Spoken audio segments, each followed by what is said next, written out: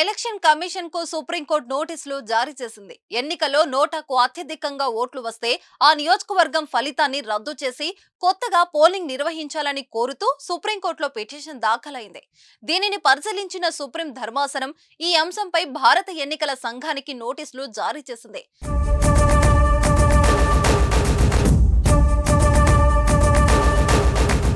శివ్ ఖేరా అనే రచయిత పిల్ ద్వారా లేవనెత్తిన అంశాలను పరిశీలించేందుకు ప్రధాన న్యాయమూర్తి జస్టిస్ డివై చంద్రచూడ్ నేతృత్వంలోని justice JB Pardiwala, justice Manoj మిశ్రాల ధర్మాసనం అంగీకరించింది. నోటా కంటే తక్కువ ఓట్లు సాధించిన అభ్యర్థులను 5 ఏళ్ల పాటు అన్ని ఎన్నికల్లో పోటీ చేయకుండా చూసేలా నిబంధనలు రూపొందించాలని ఆ పిటిషన్లో పేర్కొన్నారు. అంతేకాకుండా నోటాను కల్పిత అభ్యర్థిగా తెలియజేస్తూ విస్తృత ప్రచారం కల్పించాలన్నారు. ఈ అంశాలకు సంబంధించి తగిన నిబంధనలను రూపొందించేలా ఎన్నికల సంఘాన్ని ఆదేశించాలని విజ్ఞప్తి చేశారు. ఈ సందర్భంగా ఇటీవల సూరత్ లో పోలింగ్ జరగకుండానే ఓ అభ్యర్థి ఏకగ్రీవంగా ఎన్నికైన తీరును ప్రస్తావించారు.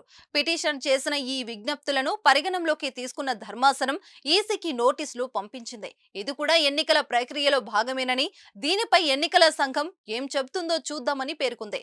నోటా అంటే నన్ ఆఫ్ ది అబోవ్ పైన పేర్కొన్న అభ్యర్థులు ఎవరు కాదు అనే option. People's Union for Civil Liberties వేసిన ప్రజా ప్రయోజన వాద్యంతో 2013లో సుప్రీంకోర్టు ఇచ్చిన ఆదేశాల మేరకు ఈవీఎంలలో నోటా ఆప్షన్ కల్పించారు.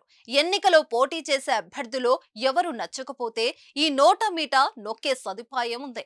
అయితే ప్రస్తుతం ఉన్న నిబంధనల ప్రకారం నోటాకు ఎక్కువ ఓట్లు వస్తే చట్టపరంగా ఎలాంటి పరిణామాలు ఉండవు. ఇటువంటి సందర్భాల్లో ఎవరికి ఎక్కువగా ఓట్లు వస్తే ఆ అభ్యర్థినే విజేతగా ప్రకటిస్తారు.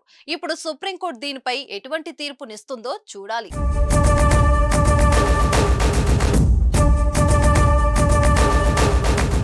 సుమన్ టీవీలో మీ పర్సనల్ అండ్ బిజినెస్ ప్రమోషన్స్ కోసం కింది నెంబర్కి కాంటాక్ట్ చేయండి.